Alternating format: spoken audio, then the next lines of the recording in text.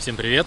Всем привет, с вами Дэн. В этом видео мы с каналом Forgotten Russia с Диманом покажем вам сеть дренажно-штольных систем, которая раньше принадлежала уже к ныне исчезнувшей железной дороге. Мы, ребят, находимся в Нижнем Новгороде, это парк Швейцария. Он находится, располагается вдоль реки Оки. Сама речка вот там вот внизу. Мы начинаем спускаться. И вот для того, чтобы берег Оки не размыло и этот берег Косогор не съехал на железную дорогу старую, которая проходила также внизу вдоль речки, сделали систему штолен дренажных. Они отводили грунтовые воды, и поэтому вот эти вот косогоры, они до сих пор не съехали в реку. Так что мы сейчас идем искать эти дренажные штольни. В 1896 году в Нижнем Новгороде прошла Всероссийская промышленно-художественная выставка. После выставки в городе было создано отделение технического общества, которое занялось вопросом соединения города железной дорогой. Общество разработало проект дороги Нижний Новгород-Казань. Чтобы не возводить мост через Оку, железнодорожные пути решено было пустить прямо по берегу. Место для вокзала было выбрано на правом берегу Оки. Начатое в 1900 году строительство было закончено в 1904. Строительством занималось общество Московско-Казанской железной дороги. Железнодорожные пути располагались в опасной береговой местности, где часто случались оползни. Для их предотвращения были пробиты дренажные штольни. Работы были выполнены вручную, а длина самой глубокой штольни составляла 1,5 километра. В феврале 1974 года, несмотря на укрепления и пробитые штольни, случилось несколько оползней, один из которых перекрыл железную дорогу от станции Мыза до Рамадановского вокзала, и ветку решено было закрыть. Железнодорожное полотно разобрали, а здание вокзала постепенно начало приходить в упадок. Все, ребят, мы как раз спустились на железнодорожную насыпь. Река Ока справа, вот там вот, ее не видно в темноте. Как раз вот больше 100 лет назад здесь была железная дорога, ходил паровоз, и ходил он на какой вокзал? На Рамадановский вокзал, да, который прямо находится там. Сейчас под ним находится современный метромост Нижнего. Метромост, да. И вот как раз, чтобы вот эти вот склоны не съехали на железнодорожную ветку, было сделано несколько штолен. Да, сеть их было порядка 30 штук. Порядка 30 штолен. Сейчас на данный момент, которые еще относительно можно посетить, их где-то порядка 16-17. Но вот в это лето еще одна рухнула, к сожалению, полностью. Это уже большая была система. Соединялась она еще с 3 штольнями, с бойками. Но сейчас уже, к сожалению, все. Ни один вход уже туда не работает. Ага. Да. Так, вот это вот не она. Нет, это все слив пока идет. Это с Ливневки, с дороги, там наверху как раз вот парк, с которого мы спустились. В общем, идем сейчас и ищем. О, кстати, тоже такое интересное гидротехническое сооружение. Опалубка, все сделано серьезно. И как будто выша. Вот это вот, да? Везде мерещится вент шахты. Короче, мы идем, ребят, по старой железнодорожной насыпи. И ищем штольни. Мы спускались по Косогору, а вот из парка есть такая вот лестница, можно удобно подняться. Она, кстати, новодел. Вот новодел, да, она прямо видно, что новая. Ладно, идем, ищем. Где же штольни? Наши любимые штольни. Вот еще, ребят, стены укрепляли, склоны. Кстати, а паровоз ходил с Казани, он шел с Казани по этой ветке. А почему ее закрыли? А потому что построили мост новый, и эта ветка стала уже не нужна. В каких годах? 70-х, да, по-моему? Ну, в 70-х есть еще последняя живая фотография, где еще видно поезд. А дальше уже, я не знаю точно. Но в 70-х. Я когда поднимался, периодически спрашиваю, в 70-х уже все, последние упоминания, а дальше уже все. Ну, вокзал этот используется, да? Да, сейчас мы в конце пути дойдем на него. Ну, сейчас вот теперь уже используется не как вокзал, сейчас там теперь уже частный собственник, уже выпуск, если я не ошибаюсь, проездных билетов, там какие-то, современные сейчас новые проездные билеты, карточки делают. А так, что хорошо, что здание восстановили именно до того состояния, в котором оно находилось ранее, до революции. Классно, то есть один в один практически, да? А вот как раз таки одна из штолей, но она засыпана полностью. Там случился обвал. Группа энтузиастов ее раскопала. И в принципе, чисто теоретически, если одеть костюм L1 и пролезть через вот этот вот насыпь песка, можно забраться. Вот мы, ребята, пришли. Вот в эту штольню мы с вами сейчас и сходим. Одеваем эльки и шуруем. Вот на морозе, на улице минус, наверное, 15 тут у реки-то. Голыми руками одеваем задубевшую резиновую эльку. Элька наша все, да. У меня вот тоже элька все задубела. Ничего, сейчас внутри согреется, отойдет. Вон лед, ребят, видите? Минутку внимания. Хочу посоветовать вам хороший канал с интересным контентом. Загадочные исчезновения, пропажи людей, расследования, история различных преступлений. Все это можно посмотреть на канале Мизери. Канал новый, но многообещающий. Лично я смотрю взахлеб. Подписывайся. Ссылочка, как всегда, в описании. Пробираемся вот по таким сугробам. Да, там-то нормально. Вот главное не улететь во что-то вот подобное. Вон и штольня.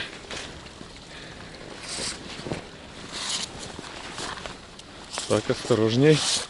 Не падай. О, давайте ногу смочим. Ах, как тепло. Горячо даже.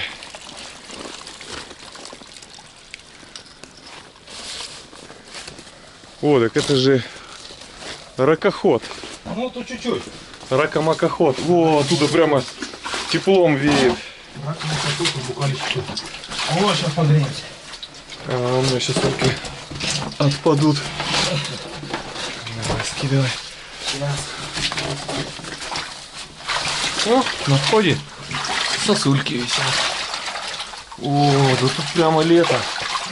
Иди вперед, чтобы вода чистая была. Ага, давай. О, смотрите, ребят, какая прозрачная вода. Бревно здесь какое-то плавает. Рогатка. Так, подожди, наверное, камера запотела. Да, сейчас смотри. Ну, конечно же, у меня сразу камера запотела. Сейчас буду следить за этим, протирать ее.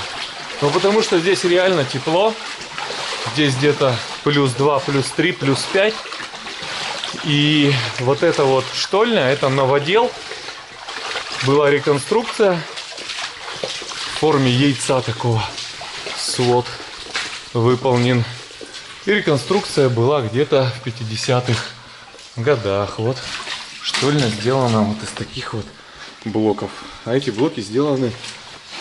Железобетон укладывали специально с расщелинами. Это как бы, ну, не техническая ошибка, это так задумано. Для того, чтобы опять-таки отводить грунтовые воды. Да. Сык-сык не делали. Угу, это все кальцит. Натеки кальцита. Ну и протяженностью она, ну, по-разному. Не знаю сколько. Да, есть где-то 200, 150, но сейчас там дальше пойдем, там уже более будут такие красивые штольни в плане кальцитовых наростов. Такие же прям. И воды, кстати, вообще немного так. Да, а воды там, потому что вот это вот заход там получился как, типа как, ну, типа запруды, да, ага. да, там сам кальцит просто-напросто нарастал и немножко запруд. А так, по сути, везде вроде должен быть вот такой вот.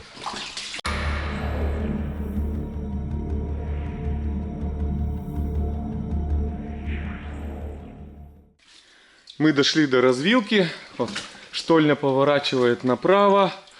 Пробивалась штольня там, где были водоносные слои. То есть справа было много воды грунтовой. Прямо вот там вот. То есть для того, чтобы склон, повторюсь, не смыло, воду извлекали вот этими штольнями. Давайте сходим тогда направо. Прогуляемся, посмотрим, что же там у нас такое. О, здесь кальция стало еще больше. Ребят, вы еще спрашиваете, есть ли в таких местах рыба? Но в данном в данной штольне я не знаю, а в подземных реках я встречал рыбу. Допустим, в Екатеринбурге, в речке Малаховка, там я видел рыбку, да не одну. Вот смотрите, здесь прям такое коралловое поле. Циферка 9 вот такая вот, я думал, это погонный метр, но это играют здесь дозорщики в свои игры и пишут всякие надписи вот такие вот. Кстати, высота свода где-то 1,80 м. Я иду чуть-чуть пригнувшись. 10. Так, и становится свежее. Дышится здесь легко. Штольня проветривается. Штольня забирает налево. Я как подвижной состав метро. О, ребят, смотрите. Здесь у нас, ну, либо это обвал, либо это конец штольни, забутовка. Остались деревянные крепи. Ну все, ребят, тупик. Пойдем обратно. Вернулся к развилке, иду прямо. Что же нас там ждет? Давайте посмотрим. Еще одна развилка. Но мы сходим прямо. Также, о, здесь какая-то труба вросла прямо в кальций. А, нет, это дерево. Да, это ствол. И здесь забутовка. Из дерева сделано. Здесь вон шина огромная. Можно, кстати, отдохнуть, присесть. То есть вот там вот развилка. Сейчас там Диман достает чаек. Попьем, посидим чайку, отдохнем. Там вот, ребят, летучие мыши орали. Но я их не вижу. Так что рыбы здесь нет, а летучие мыши есть. И комары есть. Смотрите, комар вон летает в январе. Вот вы где зимуете, комарики. Их тут много. А вот их как раз и едят, наверное, летучие мыши.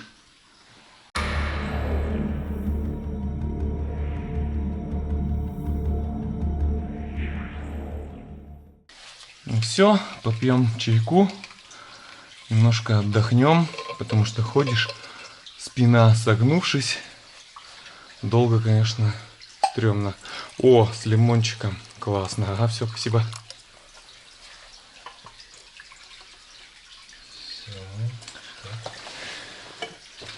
Ну давай за Нижегородский гидротех, за то, что у вас так интересно. У нас их богато. Сейчас дальше пойдем.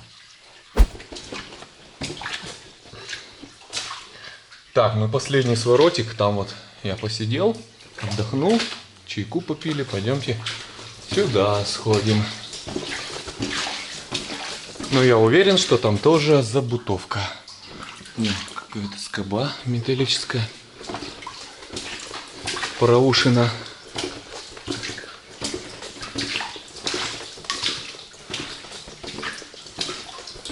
Ага, да, там тоже.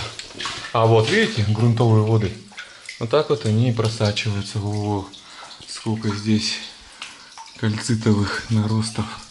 Прямо как в пещерах. Допустим, в пещере Чудесница. Да, ребят, все. Впереди там тоже забутовка. Ладно, выходим из этой штольни. Идем искать следующую. Строительство дренажной системы давалось нелегко. Работы по прокладке штолен, установке рам и вывозу грунта производились обычно 3 рабочими. Двое рыли штольню и ставили укрепительные рамы. Третий вывозил грунт вагонеткой по рельсовому пути, уложенному в штольне. Работа эта была очень тяжелая, а потому рабочие, занятые на сооружении штолен, получали повышенное жалование. Работы велись в 2, а то и в 3 смены, когда требовался большой объем выполненной работы.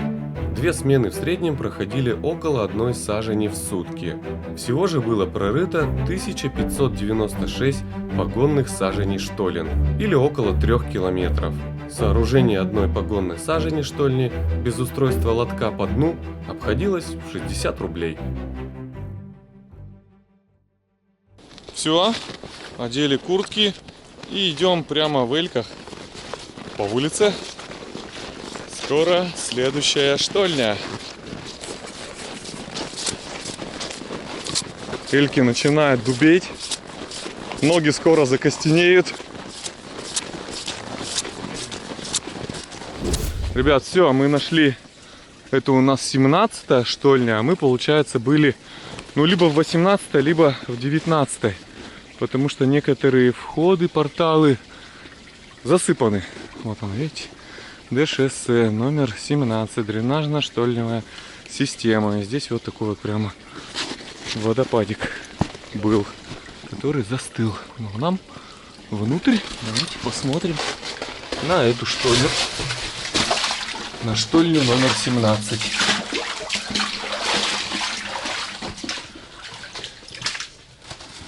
Диман зашел, и мы пошли. Да, она пониже будет. 17-я штольня.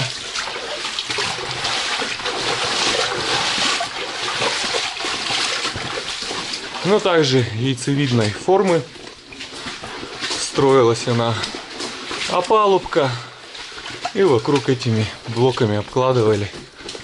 На цемент садилось все. И стоит уже больше 70 лет. Эта штольня держится. Прошли уже метров 50. Пока никаких развилок.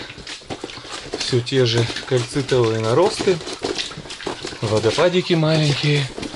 Ладно, сейчас дойдем до куда-нибудь и покажем вам, до куда мы дошли. Кстати, ребят, вот эти вот камушки в этих штольнях, я думал, это кораллы. Нет, это кальцит. У нас называется он подземный жемчуг, так скажем, в диггерских наших кругах. Сейчас он тут немножко такой как бы шероховатый, а в некоторых штольнях он прям идеально гладкий, прям, как настоящий жемчуг. Он гладкий, гладкий, гладкий. Вот, в некоторых штольнях вот такой, а в некоторых прям идеально гладкий, и прям идешь и видишь. Вот, это все тоже кальцит, только он уже не на стенах, а именно вот в таком состоянии получается. Вода его сама обтачивает, и получается вот такие вот шарики, эллипсы.